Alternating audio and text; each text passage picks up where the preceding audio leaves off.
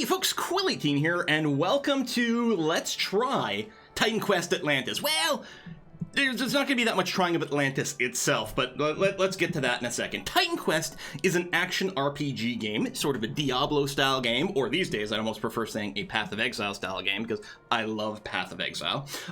It originally built in 2006. This is a game that is 13 years old, and yet expansions are coming out for this game still. Like, what? Atlantis, the newest expansion for this, just dropped recently, and I think last year Ragnarok dropped, and a couple years before that, the Titan Quest Anniversary Edition was released, which is a version of Titan Quest that includes the very first expansion that ever came out with the game, as well as quite a few different tweaks and fixes to bring it up to more modern standards in terms of a couple of graphical things and incorporating some bugs that had still existed in the game from way back then. The bonus of this game, it is dirt cheap. In fact, as I record this video in particular, it's currently the base game, the Anniversary Edition, I should say, is 80% off on Steam, which makes it about $5, which is great and amazing. You do not need the two expansions, Ragnarok and Atlantis, to start playing the game in any way whatsoever, but they are quite cool, and we'll get into that in a second.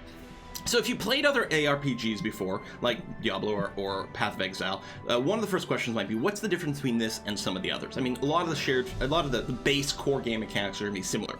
One thing Titan Quest doesn't have is randomly generated maps. The maps themselves are fixed, but they are sort of all hand-painted and just really lovely to experience. But the big thing with Titan Quest is it does have the most, what I think, interesting character creation system or class system in any of these ARPGs. For example, if I were to create a new character here called Quill is Awesome. There you go. You'll notice the only choices I have on the character setup over here is whether I am male or female, that is it, as well as choosing my tunic color. That is all. There's also, if you have the Ragnarok expansion, the option of starting your character as a quote-unquote accomplished hero, which will start you off as, I think, level 40, so that you can dive right into the content from the Ragnarok expansion. But that is it. Notice we haven't chosen a class or anything like that. If we were to go into the game here, so this is Quill is Awesome. If I were to jump into this game just like this, chukka, skip the cutscenes, which are lovely, these intro cutscenes. I actually quite like them a lot. The game, by the way, is based heavily on mythology, Titan Quest here. You're going to start in, like, Greece, basically, then go to Egypt, then Babylon and the Hanging Gardens, I think, and then the Far East, I think mostly built on Chinese mythology. And then Ragnarok obviously adds some North mythology, and then Atlantis adds, well, I guess Atlantis over here.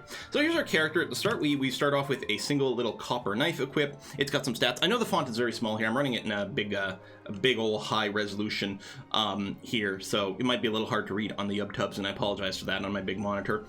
But it is actually really nice to play with all this real estate. So, you know, standard sort of attributes and whatever. We still haven't picked a class. We can talk to these guys with diamonds over the heads. They just have some flavor text. It's all voice acted too, which is just swell. And I mean, again, the graphics are a little dated. The core of this is, again, from 2006, which is a bit of an update in 2016, but not in the core sort of, like, you know, models and things like that. But I mean, I think it looks fine. So we get our first quest over here. This guy's horse is being annoyed by some satyrs and their boar, so we're going to go ahead and smack the boar. I think I've got the option turned on to, like, pop up, like, the damage number, but I don't think that's on by default. So if you want something a little bit more submersive, you can certainly turn that off. There you go. First little quest is basically complete. They've dropped some loot. We've got a copper hand axe and a leather harness over here. The leather harness was immediately equipped because it was an empty slot. We can go and compare the copper hand axe. So it does higher damage, but it's a little slower. The copper knife also pierces armor, which is nice. We can look at our average damage per second over here. If we were to swap weapons, looks like it's a little bit better with the copper axe. We can't currently equip a second weapon, but that is something you can do. You can dual wield once you get a class. Anyway, we've completed that quest. That's fine. Hey, everything's groovy. You're welcome. And then we get led into this village over here. So I'm not going to keep going until this character hits level 2, because it will take, that won't take long, but we'll have to do a little bit more in here to do that. So instead, what I'm going to do is I'm going to pop out back to the main menu here. The game does autosave constantly. So we're going to go over here. But with another thing as well, there's multiplayer. If we go to join multiplayer, and yeah, on internet, we should see games. Oh, right, I have to set up an account first. But I was gonna say, it still has a, this game has a multiplayer community, which is kind of nice. So let me flip over to my other character here, Quillicus, who's just level 5. So he's, you know, not very advanced here. I've played this game plenty of times, but never from Scotland, so I don't have any of my higher level characters. But what I can also do is show you guys a level 40 character and see how that goes. So Quillicus over here has actually got a little bit of a level. He's level 5. Hello. Go away. Leave me alone. Thank you. And what that means is he's got some skills. I have chosen the class of Ruin Mastery over here. So Ruin Mastery has a bunch of different abilities. Every time you level up and complete certain quests as well, you get a skill point. A skill point can be spent in 2 ways. One, it can be used to unlock or level up a skill. So for example, I have the Rune Weapon skill here, which I just assign on my left mouse button. It replaces my normal attack. So when I'm like sort of just smacking people with a weapon, I'm actually going to use the Rune Weapon ability here, which has charge level. Every time I attack with it, it gets a charge of it, and for every charge I get bonus elemental damage and total damage, as well as a boost to my intelligence. And intelligence does a few things in this game, but one of the things it does is increase your elemental damage. And then over here, so the square ones are active abilities. So I have this bound to my left attack, I have the Thunder Strike bound to my right mouse, and then I also have this Rune of Life buff here, which is a 10 minutes, 600 seconds, 10 minutes long buff that I can cast on myself or an ally, which gives us both bonus strength and movement speed and a few other things like that. So I have that on my 1 key. So what I can do is I can hit 1, and by default it'll buff you if you don't have one going on. Otherwise, it'll give you the opportunity to target on someone else. Anyway, so I have that. I have this Rune Master class, and so you've got those. You'll notice there's a bunch of stuff grayed out over here. And the reason that the other thing you can do is spend your skill points over here on the left for the base class. So Rune Mastery, I can just level up my Rune Mastery here. Every point I put into this gives me some attributes. So you can see it gives me some strength, intelligence, dexterity, and health. On every level that I go up here. And the other thing is, by leveling this up, it will unlock the next tier of things. So that's sort of the basics over here. And you're like, okay, yeah, I guess that's fine. I can sort of follow along with this. What's the big deal? Why does Quill think that this class system is super awesome? Well, let me go and make one more character here. So we're going to create a new character. And so this will be level 40 example. 40. So this is going to be an accomplished hero. So we're going to do this, create you. Yeah, level 40, that's it when we start. And hit start here, and I think it'll give us a cutscene for Ragnarok at this point, which is very cool. You'll see this in game when you like reach that point, but I'll just skip it here. It really does look fantastic, especially the Ragnarok one, because it was done much more recently than the initial cutscenes of the game. They're just gorgeous.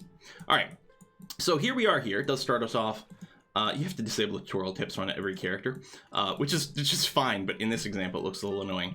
So we start at level 40. So one of the things we can do now is choose our classes again. So on my last character, I'd chosen Rune Master. And how do you do that? Well, when you level up, you can choose from 10 different masteries, okay? So runes over here is one such mastery. This was introduced in the Ragnarok expansion. The Dream Mastery was introduced in, I can't remember the name of it, the original expansion for Titan Quest. And if you get the anniversary edition of Titan Quest, you have that expansion built in. You get the Dream Mastery, which is very cool. So Storm, Earth, Warfare, Spirit, Defense, Nature, Hunting, Rogue, and yeah, Runes and Dreams over here. And they all do very, very different things. So Warfare, for example, is quite good for dealing physical damage with weapons. In particular, one of the things it unlocks is the ability to dual wield right here. So if you put a point in here, now all of a sudden you can equip a weapon in your offhand, and this dual wield ability gives you simply a percentage chance. Every time you attack, there'll be a percentage chance to use the offhand ability, and if we go ahead and do this and put more, you can see the percentage chance goes up. In addition to that, we can get these things. This is a prerequisite. We have to have the base dual wield before we can get Hue over here, but this is something that has its own chance to proc on every single attack to deal an extra 50% damage, and so on and so forth. There's a bunch of these sort of things. So we can develop our warfare that way. But the big thing is, this is only one of 2 masteries we can choose. You can see there's 2 tabs over here. On every character, I think you choose your second mastery, oh yeah, at level 8. At level 8, you get to choose your second mastery. So you'll always have a combination of 2, and the 2 together gives you your class name. So for example, let's say I were to choose, I don't know, Warfare for my first one, and my second one, I were to choose Runes over here. So I've locked those 2 in. Now if I open up my character sheet, somewhere it will tell me my class name. I thought on here, because it gives you a class name that is based on two things you've chosen. But anyway, now you can put points in both. And what's great is then there's a real, you won't have enough skill points to do everything, okay? I mean, you can't, even if you just did only one mastery, you'd have a hard time finding a skill points for just everything. But especially when you've got two, you're picking and choosing. So now all of a sudden, so there's 10 different classes, right? Which means there's 10 different masteries, which means there's 90 different classes effectively that you can build, because something that's warfare plus ruin will feel very different from something that's warfare plus defense or warfare plus spirit or something like that. They all have a very different vibe. And some combinations are more potent than others or may synergize better than others, but they're all very viable because you're not going to use absolutely everything in here. You're going to be using, so over in Rune Mastery, we might, be like, okay, we're really going to heavily rely on a rune weapon over here. So what's the best way for us to best synergize with rune mastery based on warfare? What are we looking for over here? It might be passive buffs like, hey, battle rage here. Each enemy that we hit has a chance of sending us into a rage, which gives us more base damage and more offensive ability. Oh, that sounds very cool. So how do we want to combine these two? So there's lots of options, and I love that. So yeah, you get a lot of variation. Again, effectively 90 different classes, but in fact, because of your inability to get everything in every classes, there's probably 200 or 300 different types of actual character builds you can truly end up with, and that's very exciting. Now, so while the first expansion, which is just built into the Anniversary Edition, and the second expansion, Ragnarok rather, both added a new mastery, so Dream and Ruin, Atlantis did not add another mastery, but instead increased the top line of the mastery from level 32 to 40, introducing a new tier of abilities. So every single mastery has some new stuff at the top here that did not exist previous to Atlantis. I mean, unless I'm getting it wrong, but I'm pretty sure I'm getting it right. So it introduces a lot of these sort of ultimate abilities. Well, actually, this one here is on a 7-second cooldown.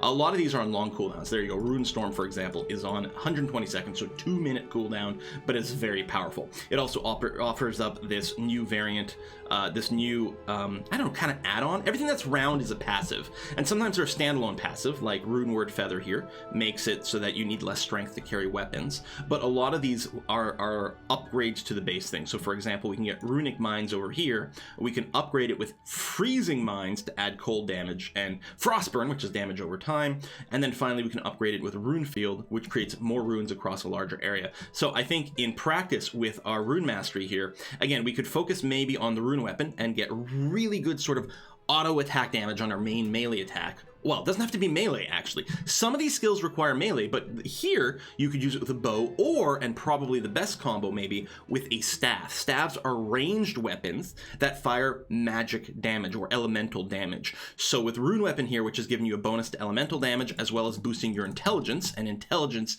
boost your elemental damage. If you're just racking up a ton of elemental damage, Rune Weapon works good with this. I would suspect that Rune Mastery pairs better with a mastery that it itself really excels in elemental damage. I think that Rune Mastery plus a Storm or Earth Mastery is probably pretty good. Earth has a lot of fire damage, and Storm has a lot of lightning damage. So, I mean, I can sort of see it, you making like Thor, God of Lightning. Rune Mastery plus Storm equals like tons of bonus auto, like really good elemental attacks here. That is boosting your intelligence, which means that then when you throw down like Chain Lightning or something like that, which is on a cooldown, I think 7 seconds. So every 7 seconds, you just explode people with lightning or something, which would feel pretty cool. Or you don't specialize, you don't have the rune weapon at all. Instead, maybe what you do is you really dedicate yourself to runic mines, which do actually have a 9-second cooldown here. So you still can't spam it infinitely. So maybe you're still auto-attacking and then using the runic mines as your two primary sources of combat. And then what you're really looking for in your second mastery might just be stuff like passive buffs. Well, either passive buffs or buffs you actually spend on. Like, again, you can get the Rune of Life over here, so you can cast it on yourself. So Rune of Life, buff ourselves. What do the runic mines look like? I haven't even tried. Enough energy. Oh, do I not have enough mana to run it? Is that what it was just saying? Hold on, how much do I need? 338 energy cost, and sometimes the energy cost goes up with these, so I only start with 300 base mana, but that's because I haven't spent any of my attribute points, so I can go ahead and like buff my intelligence, for example, here. Which actually doesn't increase my energy, I just realized. It increases the energy regeneration rate. A lot of the equipment you will equip will increase your energy, and I can also buff the energy directly. So anyway, now I have a cap of 500 over here. I just have to let enough of it recharge. Here, boost my intelligence some more so it recharges faster. There we go. As soon as I have over 338, boom, we put down the runic mines. And I think it triggers when an enemy walks on them. So basically, you're just going to spam them, and people will keep running over them and causing huge, like, explosions, which I think is going to be quite fun. Anyway, so, like, that's the nature of the game. I think if you haven't played it before, it's well worthwhile. It's also worth noting that the company behind Titan Quest also made another action RPG called Grim Dawn? That's correct, right? I think it's called Grim Dawn. Grim Dawn. Yeah, Grim Dawn on Steam, which is very highly reviewed, like rating, 9 out of 10, very positive reviews on Steam, that sort of thing. And it's got the same sort of basic sort of choose two classes or choose two masteries and combine to make your class. But Grim Dawn is sort of a apocalyptic, grimdark kind of fantasy world, which still has magic, but also I think has the ability to like use some guns and things like that. And apparently a lot of people say the melee mechanics in Grim Dawn are a lot better than Titan Quest. Personally, I'm quite keen on the melee mechanics in Titan Quest, and so I don't know, to each their own, and that's fine. But those are both very, very, very good games to take a look at. And yeah, it's the same people that were behind Titan Quest were also behind Grim Dawn, which is really lovely. So that's it. This wasn't, I know there's not really any gameplay. I just really wanted to showcase or to alert people that there was an expansion for Titan Quest, because I know a lot of people out there, at least especially on my channel, have played Titan Quest because they've seen me play it before as well, so they already know about the game, but they might not know that there's a new bunch of content. So there's a whole new act to play through, which wasn't there before. If we open a portal in our level 40 character, how come I can't? There it is. Oh, I haven't actually unlocked all the acts. So yeah, be Greece, Egypt, Babylon. I don't remember if they call it China. They might call it China. The North here for Ragnarok, and presumably there's another tab that's going to happen for Atlantis. So a bunch of new content. I know there's a bunch of new quality of life improvements they've talked about adding to the game in here as well. The new skills, new unique items that can drop. And all kind of jazz like that. So I guess they start you off with money, so you can buy some equipment here. But the problem is, most likely the equipment that you're going to buy is going to be kind of crap. So I suspect that the idea really is that with the experienced character, that you've already got like a bunch of stuff in your shared transfer areas over here. Did they add a relic vault? Oh my, when did they do that? Oh, that's quite nice. I don't know if that was added here in Atlantis or Ragnarok. I never played it much when Ragnarok came out, which is a shame, because I do enjoy this game quite a lot. But that's quite cool. So this is your bank, right? So your storage area is for your character itself. Transfer area is shared between all your characters. And then the relic vault. Oh, I didn't realize the relic vault got bigger when I expanded the storage as well. The transfer area doesn't, but the relic vault does, which is good, because this is the thing that I always found the most annoying to coordinate between characters. The relics, so you can collect these various bits and bobs in your travel and merge them together into relics, and then the relics can be applied as an extra enchantment to your gear. I don't think it can be applied to unique items, but everything else, like all the way, all your most epic items, as long as they're not unique, you can apply these enchantments from these relics to them, and they're really good, but they take up tons of inventory space, and so it was never that practical, it felt like, to manage all those things, especially if you're sharing them between characters. But here it's got a dedicated relic vault now. That's great. I know they talked about some quality of life improvements. I know there's some things with like buying and selling and making things a little bit easier, but this is glorious. Well, there you go. All right, I am pleased. I'm also really excited to, I'm probably not going to be making videos for it, but I'm going to be playing on my own. I'm excited to be playing a character with the higher level stuff over here. Although, again, I'll have to figure out the equipment situation here, because all my saves are at home, not here in Scotland where I currently am. So, yeah, you need strength for these, which is fine, but I can afford, you just start with enough money. I mean, we'll be able to get some basic stuff. So 300,000 for this, yeah, which, yeah. 47 for the non-magical, and I could get a little bit of basic equipment and then farm it a little bit. I suspect it'll be kind of challenging at first, though, because this is not going to be great gear compared to the gear you probably would have just farmed up by this time, but I'll probably just start from level 1 because, you know, that's always a blast. Anyway, folks, thank you very much for watching. If you haven't checked out Titan Quest before, do yourself a favor and do it. Again, all you need is the base version to get started, the Anniversary Edition, which again, currently as I make this video is 80% off on Steam, and tends to happen a lot that it goes on deep discounts. I mean, the summer sale, the winter sale, the Thanksgiving sale, I don't know, Steam has a lot of sales, and Titan Quest often comes on deep discounts. Again, do make sure that you purchase the Anniversary Edition. I actually don't know if you can buy the non-Anniversary Edition, but make sure it says Anniversary Edition, because that'll come with, yeah, a bunch of extra bug fixes, as well as the built-in first expansion, whose name I cannot remember. Hold on. Titan Quest. And yeah, it looks, I don't think, yeah, the basic version is indeed not available on Steam anymore, which is good. So you can't accidentally buy the bad one. Does it actually tell you in the list for the anniversary? Oh, it's Titan Quest Immortal Throne. That's what the first expansion was called. I was gonna say, it didn't have a very memorable name to me for some reason. It's like Ragnarok, Atlantis. It's like, okay, we clearly know what the content for that is gonna be. But yeah, the other one was just Immortal Throne. I was like, all right, I guess that's fine. But the Dream Mastery that was added in Immortal Throne was awesome. It's still one of my favorite masteries of all time. Oh, I didn't realize. I think I can zoom out way more than before, because I think the default zoom is something like this, because this feels quite far out. Wow, I didn't realize that happened too. Again, some of this may have happened in Ragnarok or something like that.